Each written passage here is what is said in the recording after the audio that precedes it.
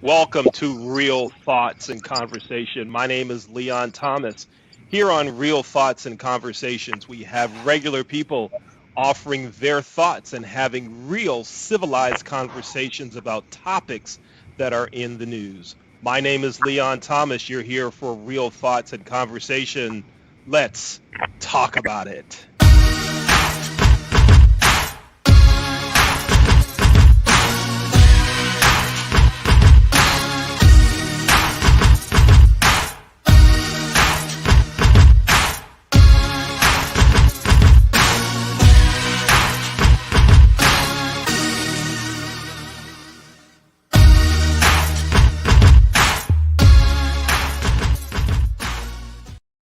Here on Real Thoughts and Conversations tonight, our topic is why can't businesses find employees? Where are the employees? Is there a worker shortage? That's the background of our topic tonight, and we're going to have a great discussion.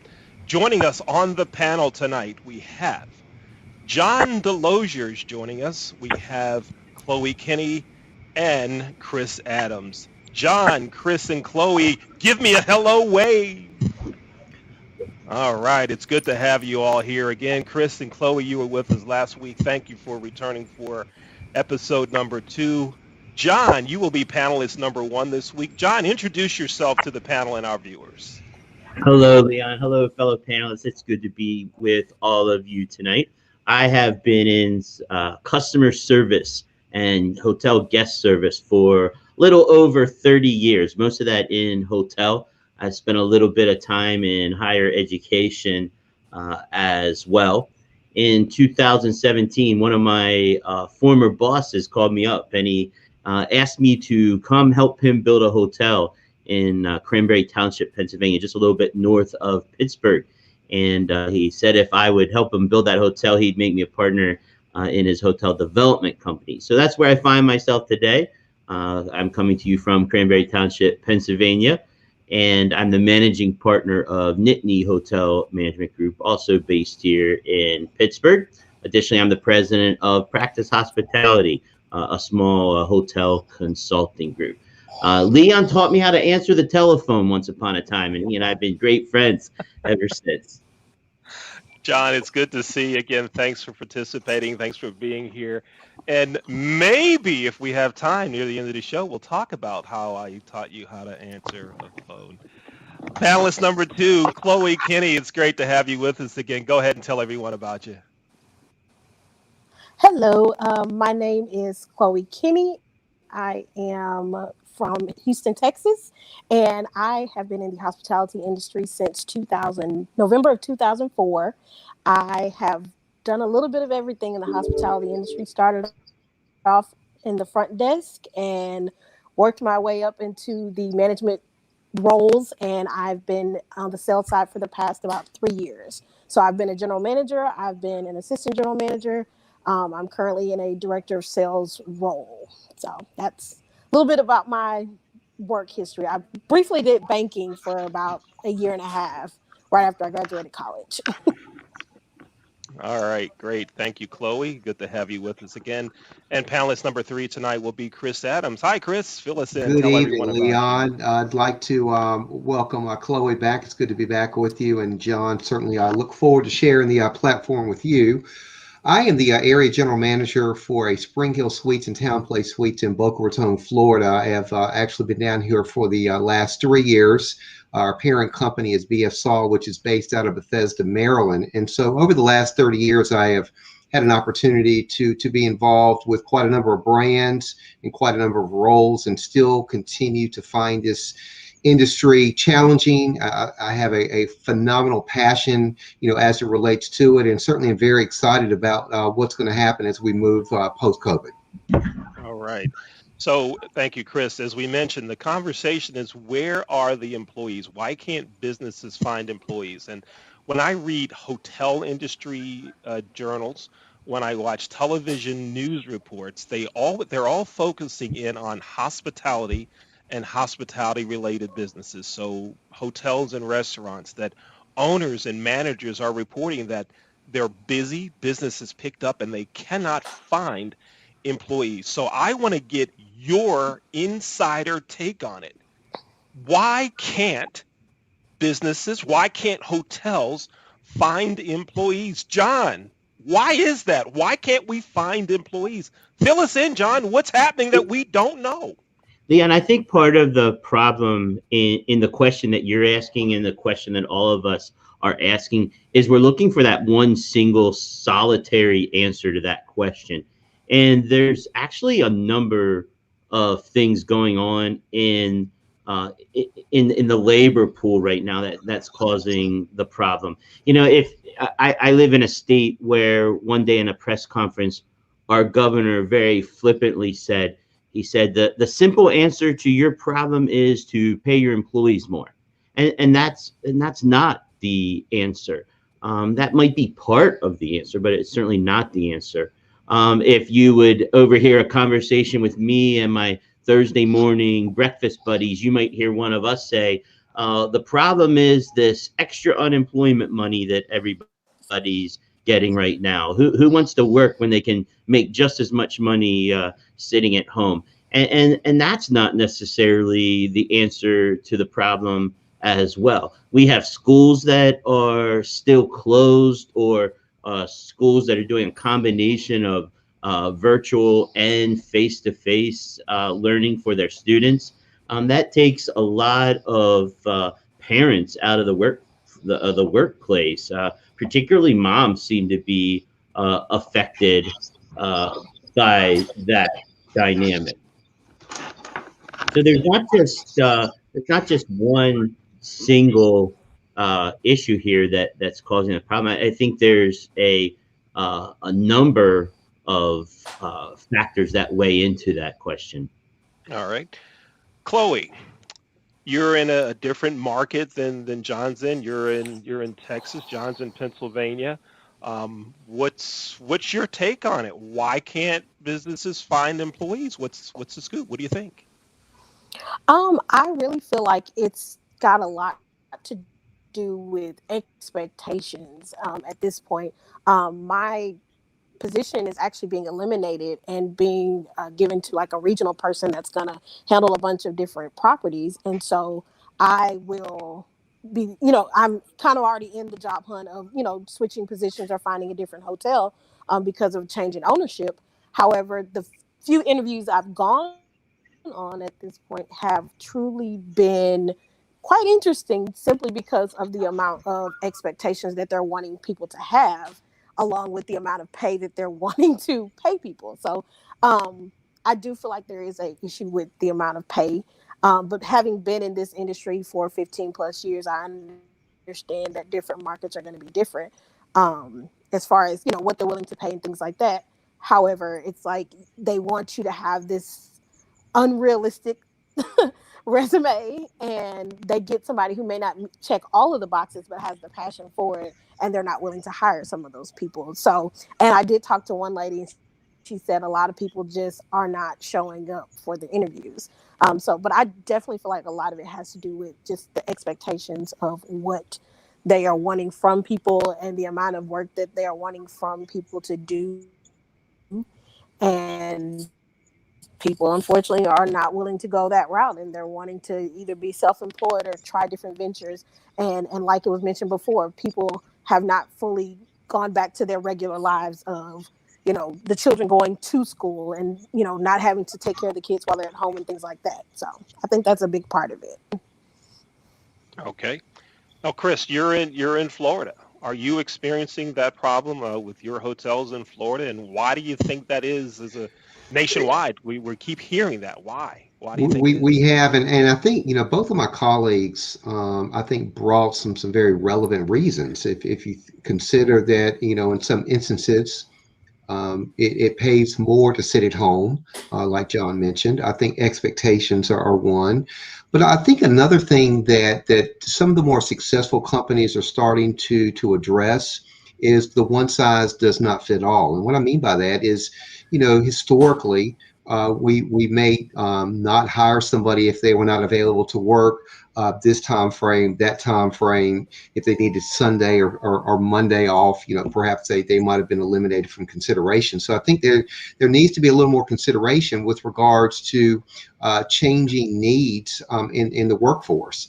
I think the other thing that we're competing against, if you really look at it from a hospitality perspective, is some of the other industries have gotten very, very competitive, with regards to sign-on bonuses, starting pay, and other benefits that quite frankly are very attractive. We've lost quite a number of individuals in the industry for that, and so I think that we've got to look at it from a holistic perspective. In terms of Florida, opened up, I'd say we've been, growing busier and busier since last December. And we have really had a strain on really trying to identify individuals that want to stay in this particular industry. I think the other challenge is, going into the colleges and universities, and I think looking at some of the opportunities that we have as far as those that are up and coming. So, I think we've got to examine this from quite a number of perspectives.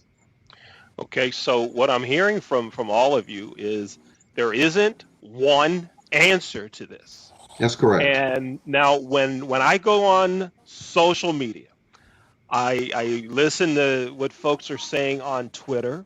I watch news shows and I'll listen to some of the politicians and I look at some of the policies and decisions that have been made in the last couple of weeks, and I wonder if anyone has a real pulse on it. For example, 20 some states have now eliminated the extra 300, which means they're telling the feds, we don't want to subscribe to your extra $300 program again, which they didn't have to anyway, but they did, and now they're saying they won't. What impact do you think that is going to have on this worker shortage? Will that removal of the extra 300, is that going to make people start applying for jobs and looking for work again? Chloe, let's start with you on that one. I actually don't think it's going to make that big of an effect initially, because a part of the unemployment process is you're having to apply for jobs and actively seek jobs. Now, the problem again is, are they showing up for the interviews when they get the phone call? Because the requirement in the unemployment process is to just actively seek jobs. However, no one can offer you a job if you don't show up for the interview. But I genuinely feel like eventually in the long run, it will start making people go back to the workforce. I also feel like a lot of people took this time as a time to try out something new or try a different industry. Whereas in the past, they would have, like most of us said, we've got 10 plus 15, 20 years in the same industry. But a lot of people now, especially the Gen Z, and I'm a millennial, but a lot of us are looking to, this is the opportunity to try something new. So while they may return to the workforce, they may not return to the industry in which they were originally working in. Mm-hmm. Oh, Chloe, I have something totally off topic here, but you brought it up and a viewer has responded. You said you are interviewing and actively looking for work. Someone texted me and wants me to put y'all together, share contact information because they think they might be able to help you. There you go. Yay. There you go. It's happening right here. This is as we speak, folks. Live happening right that here. Would be great. So I'll make sure I connect the two of you. Love it. John, what do you think? This extra 300, is that gonna make people walk through the door and say, I want to work? It's a double-edged sword for me, man. I have at least 2 employees right now that I've been able to keep them employed because of that $300. In other words, I've laid them off part-time. One of those employees has to be home right now because her children need her at home. The other employee also would have some childcare issues. So by them getting that extra $300, I've been able to put them on partial unemployment. I can still get by with just having them working partial hours. had that not existed, I probably would have had to lay them off completely, and I don't know what they would have done. It would have been a hardship for each one of those two individuals, very, very valued employees. At the same time, the reason it's a double-edged sword, I also know that I have some employees out there that I would like to recall and have back to work, and the extra $300 is not helping me to easily get those folks back to work. I'll just point out one thing: the Montana model, the governor of Montana is throwing in a bonus. So I think if they work for a month, they get like a $1,200 bonus. To me, there's some equity issues with that, because there's some partially unemployed people in Montana who didn't go out and seek a new job because their employers were only able to have them on part-time during this pandemic. So I think some people like that could lose in that whole process. I think there's a lot of questions as far as that $300 is concerned as well. Mm-hmm. Chris, what do you think? In Florida, your hotels where you are, what do you think? Is that extra $300 taking away? What did they do in Florida? Do they still have the extra $300 in Florida, Chris? Well, the governor has announced that that is actually going to go away, and I think as John pointed out, that is going away in quite a number of states, and I think that, to John's point, it is a double-edged sword, because there are those situations where there are some legitimate hardships, and there's some legitimate situations that we need to look at and try to accommodate as best we can. But I think the fact of the matter is at one point in time, you had the extra stipend.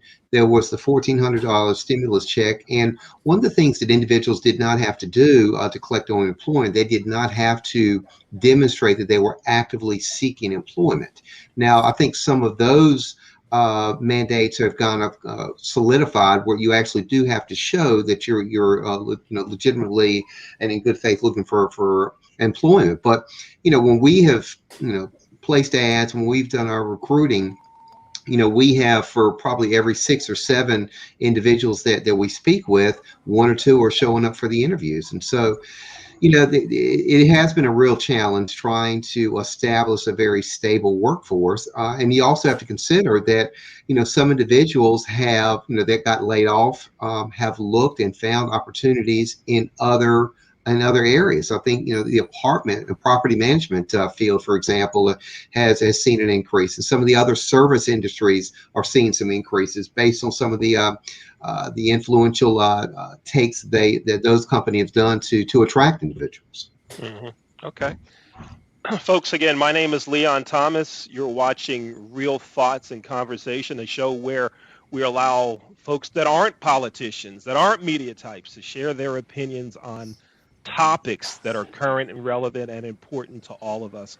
My name is Leon Thomas. If you like this show, be sure to watch New Biz Buzz Mondays at 7 o'clock. New Biz Buzz comes on Monday at 7, where we highlight new businesses that are unique, businesses that are doing things to help the community on New Biz Buzz. That's Mondays at 7 o'clock. Mondays at 7, right here on YouTube, and soon to be on LinkedIn and Facebook as well. New Biz Buzz. Be sure to watch. So now we've talked about this extra 300. Something that one of you brought up was the idea that other industries are competing now with the hotel business. They're paying more. Mm-hmm. Is that something that the hotel business needs to look at? Do we need to pay more? Are we not paying enough? Chris, let's start with you on that one. What do you think? Yeah, I'm glad for that question, and I think you're exactly right. Even this week, I think Chipotle, for example, has actually announced plans to, increase their starting rates, and they're looking at some fast track opportunities for individuals who actually want to learn the business and fast track into a general manager position. So, I think the starting pay is an area that really needs to be looked at to make sure that we are being competitive. And I think that there are some other industries that have really I think, done a phenomenal job trying to be attractive for individuals, so that they can, shore up their workforce. I do think that we've got to look at it from the standpoint of, the now money, as far as somebody starting out. But what are the opportunities that somebody has, who actually wants to work hard and learn an industry that's very vital? And I'm certainly want to hear our other panelists on this, because I think that we have got to ensure that we give individuals hope and opportunity, not only for today, but what does that career look like 1, 2, 3, 5 years down the road? Hmm. Now, John, as you respond to that question, let me throw something else into it. Typically, for hourly employees in the hotel business, we schedule based on needs. So the busier the hotel is, the more hours we have budgeted wise, the more hours that we can give to our team members. How much is the concept of the way we schedule in hotels combined with pay rate? Does that have anything to do with our shortage? What do you think, John? I'm glad you threw that question at me, Leon. It's something I'm pretty passionate about. If you look at a first year textbook for a hospitality student, or even the second year textbook, it will say right in there, hotel front desk shifts are 7 to 3, 3 to 11, and 11 to 7. And over the years, I remember having conversations with general managers, with department heads, and saying to them, what are you doing using all these different schedules? In the hotel business, we schedule 7 to 3, 3 to 11, 11 to 7. Don't walk away from what the textbook says. If you do, you're going to get yourself in some trouble with payroll. I won't say I've completely walked away from that, but I do know that model is not going to work anymore. Especially, in the hotel business, we're competing for the same employees that are going to work at a reception desk at a hospital. We're competing for the same employees that may be working at a Walmart or at a Target, and we're competing for the same employees that are also getting very involved with the gig economy as well. I was talking to a lady. She was standing at a counter at a Taco Bell, and I was talking to her. She was a Door Dasher, and she was there telling me how much she loves the DoorDash. She was a grandmother from Jamaica that's a Door Dasher. She said, I'm my own boss. I work when I want to work. I'm making good money on this. It's my own little business. And she was the type of person we'd love to have working at one of our hotels. But there's going to be a flexibility that the industry is going to need to start extending to our employees if we're going to attract good employees and retain those good employees. Hmm. Chloe, what do you think? Do we need to change the way we do business? Yes, John kind of took my words when he said that last part. It's definitely about flexibility and opportunity. Because as when I was a general manager, that was my biggest thing. I had a few employees where we had attendance, well, I'll say tardiness issues, not necessarily attendance issues, which I mean, it's part of attendance policy, but that was one of the things that was constantly happening. She would be late or this person would be late. And eventually I had a meeting with the front desk and I was like, okay, if I change the schedule to this, and this away from the normal, 3-block schedule and change it to this, will this work and will everybody be able to get to work on time? And they were like, yes, we can do it. And we sat down and it worked. So now I seen it even more when COVID first started. We had people coming in from 5 to 11 or coming in from 6 to 11 or working from 7 a.m. to noon to kind of cover here and there while management was covering the longer shifts. So it can be done. And we can't abandon that model once things go back to quote unquote normal. So that's the biggest thing, is having that flexibility, like the examples that were given. People sometimes want to do multiple things or have different types of other opportunities, self-employment opportunities, but they still might want the stability of having a job that has benefits. And then on the flip side, when people are hired, people aren't wanting to stay on the line for 20, 30 years. They want to know when I join this company, I want to, have the opportunity to advance, or I don't want to always see somebody from the outside of my company coming in and taking a position that I've worked so hard and proven myself for. So I think that's a big part of it is you're gonna have to, you're gonna have to kind of court these people and let them see the benefit of working with your particular company or with that particular brand, because these other companies, different industries, are, like I said, they're going after the same people, and they're making it appealing for them. Mhm. Now, we have about 6 minutes remaining. Here's what I'd like to do in the remaining 6 minutes. First, did any of you hear something from another panelist that you didn't agree with, or you want that panelist to provide more detail about? Did anyone hear anything that they want more detail on, or they didn't really agree with? If you did, give me a thumbs up and I'll call on you. If you didn't, give me a thumbs down and I won't. I see John's thumbs up.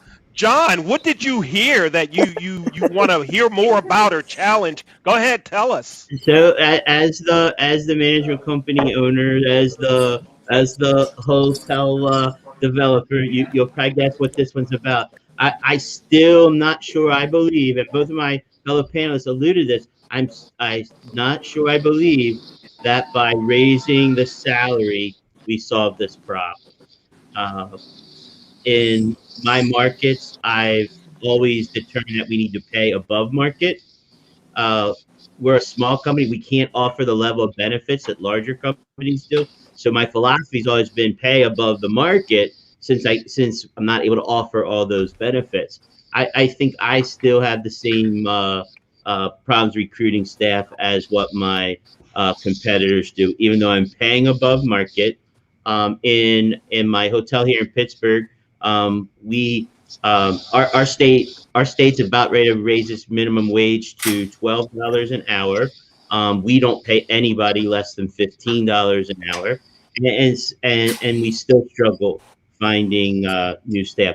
I've had a position posted for a number of months for a chief engineer that would be very well compensated for this market, and am not finding the right candidate for that. And about expectations, I think I kind of tossed a lot of my expectations out these days. I'm not quite looking for the breath on the mirror. I've not gone that far, but my wife tells me I've gotten soft on how I run my hotel. Leon remembers the guy that would come in and come out with a whole list of things that needed to be addressed, and I've backed off and again, some people think I'm getting a little soft here, but I'm not sure the pay fixes that issue. Chris, Chloe, Yeah. John's not sure about pay. Convince him. Go ahead, Chloe. Well, I was gonna say a lot of times for me, again, as more, I've been on more of the employee side of things. Excuse me, is sometimes it's about the work-life balance. I've had some jobs where I took less pay for kind of better benefits, and it's not always like oh, I get free medical or whatever. It's literally some personal benefits to me for my work-life balance. So I look at it like it's the overall benefit to the employee, because some people are not motivated by money. Some people might be motivated by the fact that I can be off on the weekends, or I can have every Tuesday off, or something of that nature, or I can come in later on 2 days a week or something like that. So again, kind of getting away from that rigidness, sometimes that might be what attracts somebody. So I agree. I don't necessarily feel like it's always about the monetary side of it, because some certain things matter to certain people. So sometimes I feel like in the interview process, when you're interviewing these people that are coming in for, maybe find out what exactly matters to them. And it may not always be the monetary thing. It might be, can I get off on Wednesdays by 5 o'clock so I can go to Bible study or something of that nature. So I think that's really what makes a lot of the difference, because everybody's not motivated by money. Mm-hmm. Chris? I don't disagree with that, but I think that there has to be a balance between, and I alluded to it earlier, the now money, because Dave Ramsey is very good for saying, there seems to be more month than money. And what he's referring to is obviously we have to make a certain amount to carry us through the month. John, to your point, I think that unfortunately, there are a lot of companies that have not shared your company's philosophy as far as paying above the market rate. So I think that really goes to what their business model is. And I think they're going to struggle if they don't become a little more flexible as far as what the starting pay is. Florida, for example, is in increments increasing the minimum wage. Fortunately, all of our positions are actually above what that is, as far as the first couple of stages. But it's going to be an issue moving forward. But there has to be flexibility. I liked what you said earlier, that there used to be 3 shifts. Well, I think there's some industries, for example, Chick-fil-A is very good at having flexible schedules, and they've been able to attract the stay-at-home mom. They've been able to attract the college student. They've been able to attract others that, if you don't have a flexible availability, you're not going to attract. And they're very talented individuals. They will bring a lot to, the culture and the opportunity within the organization. So, I go back to what I said before. There's not a one-size-fits-all solution here, but we do have to make sure that we're providing a living and an opportunity for individuals to earn an income. But we also need to provide opportunities for them to be able to move up in the ranks, through hard work, through a plan to help them, guide them towards a career as opposed to just a job. Okay. All right. Now, in the 1 minute remaining, I'm going to ask a question that's going to lead to another one. Would you approach a company that's staying at one of your competitors and try to bring that company's business from your competitor to your hotel? Would you walk into a hotel or find out who's meeting there or who's staying there and try to bring that company's business to your hotel? Would you do that?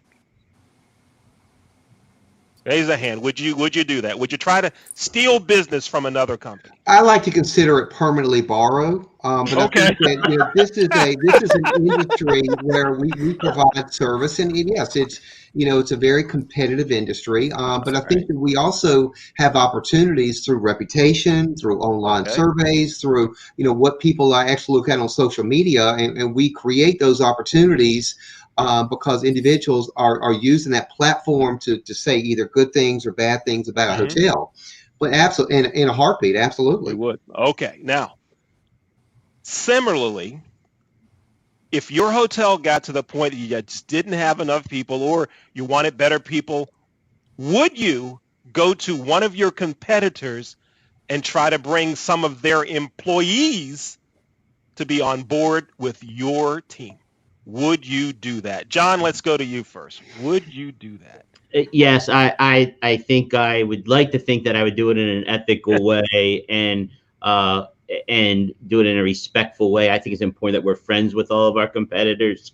But absolutely, if I'm out somewhere and somebody wows me with their service, the next thing I'm trying to figure out is how to get them on my team. Mm-hmm. Chloe, what about you? Would you do that? I would do it, and I have done it in the past. All right. Chris? True story. I have a place in Lake Worth, Florida, and I would actually take the Tri-Rail from Lake Worth into Boca Raton. And, each hotel, based on, the front desk or housekeeping has a certain uniform. So I got to know some housekeepers at a competing hotel. And I started off with the line that, career counselors would use when they were looking for people. Do you know of somebody who might be looking for an opportunity? And obviously we're doing that in a way that says, I'm really talking to you, but I'm saying it in a way of, do you know? Well, of course I know. And so we were successful in hiring individuals just by building relationships on that 15 to 20 minute train ride to to work every morning. And they actually found that they saved 5 minutes getting to work because we were 5 minutes closer than the hotel they were at. So you have to get very ingenious, if you will, or creative when you do that. Would I go into another hotel and overtly recruit individuals? No, I think that's where the ethical piece comes into play. So I personally would not do that. Mm-hmm. Have I had individuals who've come into my hotels and do that? Absolutely. Have I had conversations with them as a result? Absolutely. Yeah. Chloe, I'm going to give you the last word on this one. I think I cut you off as you were about to expound upon yes, you had done it. So go ahead, Chloe. I'm sorry. Well, no, it's okay. Really, really simply, it was very similar. It wasn't on a train situation, but I was kind of out and about, and I ran into someone actually in the local Walmart, and her face looked familiar and her voice sounded familiar because when we were still doing the call arounds and checking rates and things like that, and I asked her, where she was working just to kind of be for sure it was the right person, and she's like, yeah, I really, and she kind of let it all out and said she was looking to move around and she wasn't very happy there, and I was like, oh, well, just come talk to me across the street.